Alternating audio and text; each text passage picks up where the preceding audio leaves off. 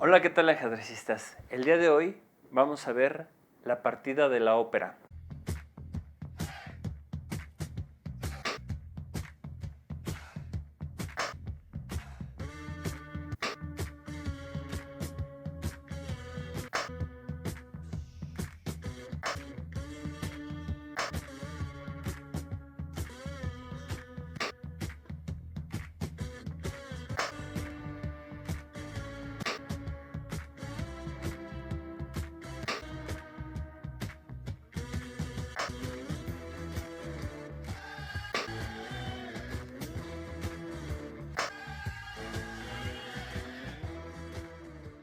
Esta partida me gusta mucho porque vienen muchos principios y leyes internas del ajedrez que cuando uno está empezando le van a servir para mejorar al ajedrez. La historia no fue así como yo la cuento, pero a mí me gusta contarla así porque le pone cierta, creo que le pone cierta emoción o un porqué a las cosas. Entonces, está inspirada en hechos reales, porque ya estoy viendo unos comentarios acá abajo de así no fue.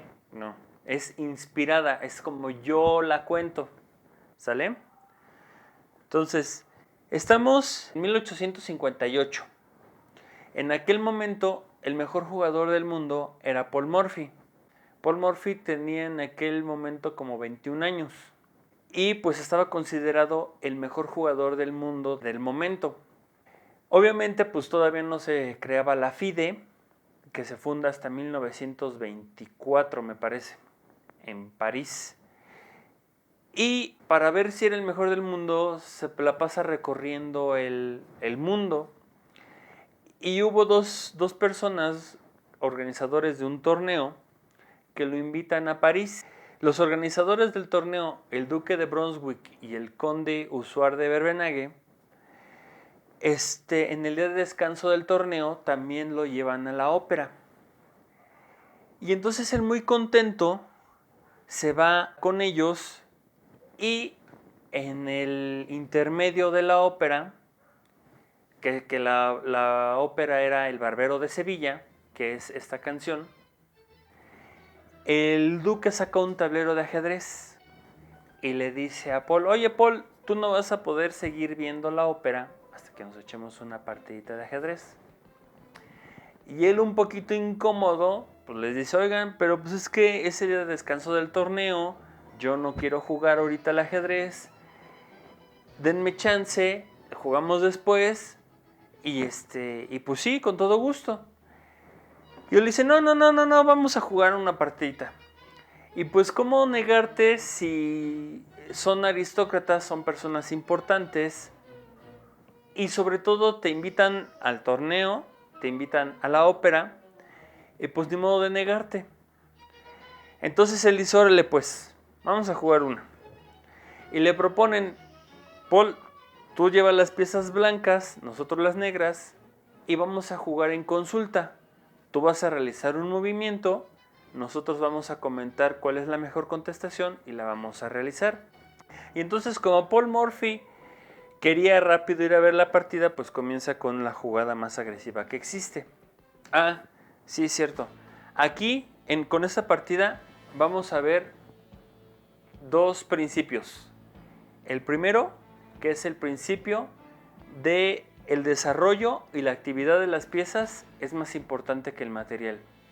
Y el segundo, que es el principio de la iniciativa, que me gustaría agregarla a las palabras o al lenguaje ajedrecístico que hemos estado haciendo y que me faltó como la número 20, que es la iniciativa, que en el ajedrez significa llevar siempre el ataque. Bueno, entonces Paul Morphy empieza con E4. Los aristócratas se ponen a pensar y optan por hacerle E5. ¿Y por qué le hicieron E5? Porque en aquel momento estaba muy de moda el gambito de rey. Ya vimos que es gambito. Bueno, el gambito pues se trata de entregar material, principalmente un peón, a cambio de desarrollo. Bueno, ya sea sacar el alfil o sacar el caballo. Pero como vamos a ver en esta partida, Paul Morphy estaba muy adelantado a su tiempo y él no juega las aperturas románticas, sino lo que él comienza a hacer es manejar las leyes internas del ajedrez. Y aquí las vamos a ver, que son muy importantes en la apertura. Entonces, él inmediatamente desarrolla un caballo, teniendo la iniciativa, siendo agresivo, que se amenaza a capturar el peón central. Esa es una ley interna del ajedrez, desarrollar caballos antes que alfiles. ¿Por qué? Porque un caballo le toma 4 tiempos llegar al otro lado. Un alfil le toma 2 tiempos. Y ya desde su casilla inicial ejerce una presión sobre la diagonal. Además, el caballo solamente tiene 3 posibles opciones, que es H3, E2 o F3. Si conocemos las leyes internas del ajedrez, sabemos que la siguiente es desarrollar un caballo hacia el centro, ¿sí? Porque en el centro va a ocupar la mayor cantidad de espacios posibles. Entonces, continúa con sus jugadas de desarrollo y ataque, atacando el peón del centro. Aquí lo que debieron haber hecho los aristócratas es cubrir con caballo. ¿Por qué? Porque hay otra ley interna del ajedrez que dice, de preferencia, protege un peón con pieza, no un peón con peón. Pero ellos cometen una imprecisión, que es cubrir un peón con peón. Hacen D6 y esta, aunque es una defensa perfectamente jugable, considero yo que es inferior porque le quitas la salida al alfil de casillas negras. Obviamente hicieron eso porque defenderlo con dama sería una segunda imprecisión, aunque lo estás defendiendo con pieza, pero la dama le estorba el desarrollo al alfil de casillas negras. Bueno, también existe la manera de defenderlo indirectamente, que es con la defensa Petrov. Desarrollo el caballo, si me toman, yo tomo, y es un intercambio. Bueno, ¿qué otra? Bueno, ya vimos la del caballo. La peor sería defenderlo con el peón Facundo, porque un jugador profesional, un jugador experto, te hace inmediatamente caballo por peón. Y uno puede pensar, pues me está regalando un caballo. Dama H5 jaque. Pues cobró de peón, atacando la dama, sí, pero dama por peón jaque. Y los jugadores novatos evitan los intercambios de dama rápido, pero aquí sí sería lo mejor. Tienden a cubrir de alfil o de caballo, pero se va a la torre de H8. Y entonces ya no fue un sacrificio de caballo, sino fue una jugada agresiva que tiene la intención de ganar material. Pero regresando a la partida, los aristócratas cubren su peón con peón. Paul Morphy conoce que esto es una imprecisión e inmediatamente ataca el centro con D4. Imaginemos que los aristócratas hacen una jugada pasiva, por ejemplo, A6.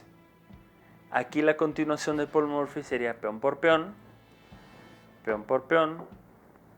dama por dama jaque, rey por dama, caballo por peón, ganando material y amenazando un doblete en F7, ganando la torre. Pero de aquí lo más importante es que se le ha quitado el enroque al rival. Y además se han abierto varias columnas centrales con la intención de poder desarrollar rápidamente el caballo, los alfiles. Entonces, los aristócratas, obviamente también expertos en el juego, clavan el caballo. Aquí vamos a ver las 2 tipos de clavadas. la clavada relativa y la clavada absoluta. Voy a hacer un video especial especificando cada una de estas, pero ahorita lo importante es conocer qué es la clavada. Entonces, clavan el caballo. Esta es una clavada relativa. La clavada relativa sí puedes quitar el caballo, pero no debes, ¿sale? ¿Y por qué se hace esto? Bueno, para evitar entrar en la misma secuencia de hace rato, pero de todos modos Paul Morphy captura el peón de E. Aquí los aristócratas intercalan primero alfil por caballo, luego dama por alfil, y entonces los aristócratas retoman el peón y entonces igualan material, aunque ya sabemos que el alfil es ligeramente más valioso que el caballo. Pero eso no es lo importante, sino lo importante es que a pesar de que ya capturaron material, es el turno de Paul Morphy, que ya tiene una pieza desarrollada y es su turno. Alfil C4, amenazando jaque mate, el famoso mate de pastor, en F7. Los aristócratas se ponen a pensar y entonces optan por interponer su caballo para que la dama ya no vea. Y aquí Paul Morphy viola una de las leyes internas del ajedrez que dice: evita mover dos veces la misma pieza en la apertura a menos de que la vayas a perder o ese movimiento esté justificado por un ataque muy fuerte. Y es lo que hace. Dama B3, regalando el peón de E. Obviamente ese peón no se puede tomar, porque si se toma, vendría alfil por F7 jaque, el rey se mueve a E7 y entra la dama con mate. Aunque puedes decir, bueno, pues se va a D7, pues viene siendo exactamente lo mismo. Entonces, no se puede tomar. Los aristócratas vuelven a cometer una imprecisión, dama E7, pero tiene un truco. ¿Cuál es el pequeño truco? Regalar el peón de B7. Si Paul Morphy aquí hubiera sido ambicioso y captura el peón de B7, vendría automáticamente dama B4 jaque. Obviamente no puedo cubrir de alfil ni mover mi rey porque se va mi dama, entonces tengo que capturar. Y entonces se recaptura con el alfil jaque. ¿Cuál sería la reacción o la respuesta más humana? Porque también se va a perder el peón de E. Yo cubriría con el alfil el jaque, inmediatamente alfil por alfil, caballo por alfil, ya cubriendo el peón, enroque y enroque. Y por el módico precio de un peón se ha alcanzado en desarrollo a las blancas. Pero Paul Morphy estaba muy adelantado a eso. No captura el peón de B, sino que continúa con sus jugadas de desarrollo. Caballo C3, protegiendo ahora sí el peón central. Y en el ajedrez hay una frase que dice: es mejor tener un mal plan que ningún plan. Entonces lo que hacen es hacer C6 con la intención de apoyar el avance de B5 y echar para atrás el alfil. Paul Morphy continuó con sus jugadas de desarrollo y ahora clava el caballo para que el caballo no se pueda quitar. Los aristócratas continúan con su mal plan y hacen B5, obligando al alfil a moverse, pero Paul Morphy lo sorprende aquí con su primer gran sacrificio, que es caballo por peón. Recuerden que estamos en 1858. En aquel momento, cuando te daban una pieza era como mal visto no retomar, porque se decía que era un juego de caballeros y la falta de tomar ese tipo de regalos era mal visto. Entonces los aristócratas estaban acostumbrados pues a eso y optan por tomar el caballo, que nada los obligaba a tomarlo. Pero Paul Morphy estaba muy adelantado a su tiempo y retoma con alfil dando jaque. Obviamente te puedes mover quitándote del jaque, pero en cuanto te mueves, pues enroque largo y jaque y tu rey se queda muy mal. Entonces ellos dicen, bueno, pues no hay problema, cubrimos con el caballo y resolvemos el problema, desarrollamos pieza. Pero Paul Morphy continúa con sus jugadas de desarrollo y ataque y se enroca en largo, poniéndole doble presión a la pieza clavada, que esa yo la considero una ley interna del ajedrez. Busca piezas que se puedan clavar o piezas clavadas y atácalas con una más de las que se está defendiendo. Aquí el caballo de F6 no cuenta porque está clavado, entonces se lo quitamos. Y la dama es mucho más valiosa en algunas posiciones que el alfil y la torre. ¿Qué hay que hacer? Pues hay que cubrir, y los aristócratas cubren con torre. Paul Morphy sigue con sus jugadas agresivas, tomando la iniciativa o nunca perdiéndola, y hace su segundo gran sacrificio, torre por caballo. Los aristócratas aquí pudieron regresar con perfectamente material o tomando ya de caballo, pero ellos dicen, no, pues nos está regalando pieza, pues tomamos con torre. Esa torre ya se quedó clavada y esa es una clavada absoluta. Y Paul Morphy trae su última pieza a la fiesta. Ya terminó el desarrollo. Todo su desarrollo ya está. Ya sacó todas sus piezas. Los aristócratas, ya un poquito preocupados, se ponen a pensar y se acuerdan de otra ley interna del ajedrez, que es a ventaja de material, cámbialo todo para que se note tu ventaja. Y ellos consideran que tienen ventaja de una torre. Entonces proponen el cambio de dama para que se note la diferencia. El problema es que la posición ya es perdedora y a pesar de que Paul Morphy hubiera ganado con dama por dama, peón por dama, alfil por caballo, peón por alfil, torre por torre, se está amenazando un jaque al descubierto, que a pesar de hacer A6, echó el alfil para atrás y la amenaza continúa. Se va a perder la torre de H7. El único movimiento que salva a la torre, alfil E7. Pero de todos modos, hago el jaque al descubierto, el rey se movería y, bueno, para acá.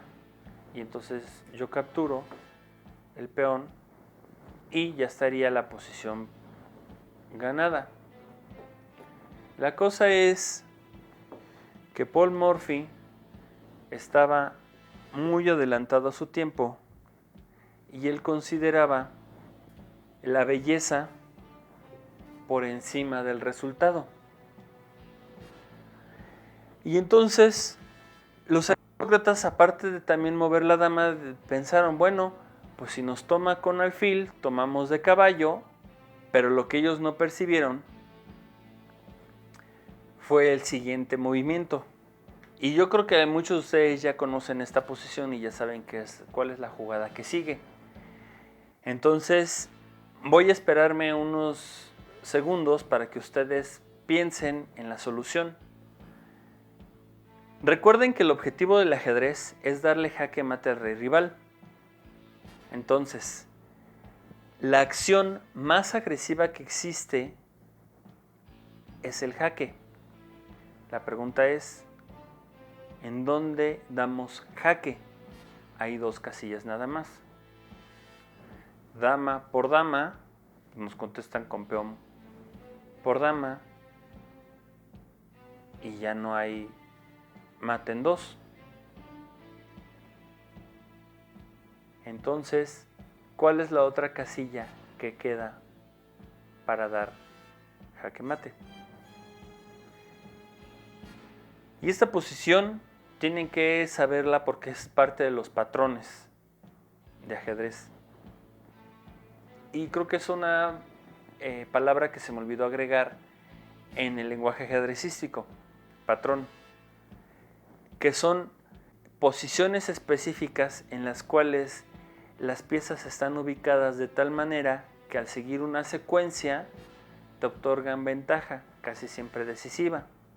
Bueno, en esta ocasión el patrón es de mate, entonces las piezas están acomodadas de tal manera que te forzan a dar jaque mate. Y la jugada ganadora es dama B8, jaque. No hay salvación.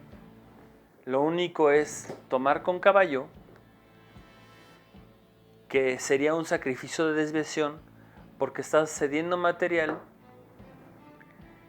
pero desvías tú la pieza que defendía el mate y esto hace que la torre entre y dé jaque mate. Y entonces Paul Morphy se paró y se fue a ver la ópera. ¿Qué aprendemos aquí? Primero, que el desarrollo y la actividad de las piezas es más importante que el material. Pero no le vayan a hacer como uno de mis alumnos, que luego saca la dama y se la amenazan y él piensa, el desarrollo y la actividad de las piezas es más importante que el material, no importa, que ahí se quede. Y desarrolla un caballo, desarrolla un alfil o se enroca y le ganan la dama. No, de eso no se trata. Se trata de ir poco a poco, pero recordando siempre este principio, que el desarrollo y la actividad de las piezas es más importante que el material, y aquí lo podemos ver. Este mate súper económico solamente se necesitó alfil y torre, que de hecho se conoce como el mate de Morphy. Ahora, presten mucha atención, esta torre no está haciendo nada, este alfil nunca hizo nada. La dama, la pieza más poderosa del ajedrez, pasó de D8 a E7 a E6. El caballo pasó de su casilla inicial a la casilla inicial de su compañero. Y el rey se quedó en el centro. Esa es otra. Evita dejar a tu rey en el centro, enrocado. ¿Vale? Entonces, voy a acomodar todos los principios, o voy a ir haciendo videos también de los principios, pequeños videos donde dé este tipo de consejos en posiciones y de las leyes internas del ajedrez. La primera ley interna del ajedrez que vamos a ver es la clavada, porque muchos ajedrecistas le tienen tanto miedo a la clavada que mueven el peón de H para evitar que les amenacen el caballo. Y tanto con las blancas como con las negras, yo he visto un sinfín sin necesidad. O sea, ni siquiera el caballo está amenazado o algo y levantan el peón. Bueno, eso es todo por hoy.